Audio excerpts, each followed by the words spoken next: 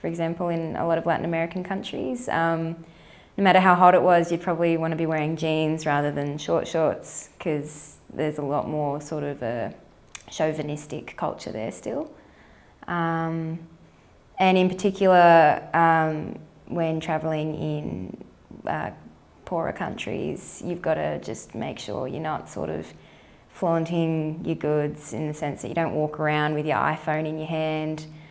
Just makes you a target. I accidentally did that. I completely forgot where I was at one point, took my phone out to check the maps and ended up with a knife against my throat in Bogota, Colombia. So you just gotta be wary of that. Don't wear lots of jewelry. Don't draw attention to yourself. We'd always want to make sure that he's safe, and we can't control where he goes, of course, on his own time.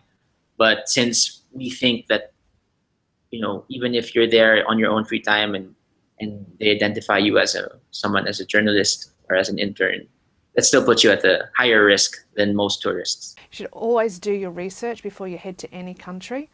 There are always going to be dangers. Our students in Indonesia in 2016 found that there was a bombing outside the UN. Now obviously they weren't actually anywhere near it, but we didn't know that here in Australia.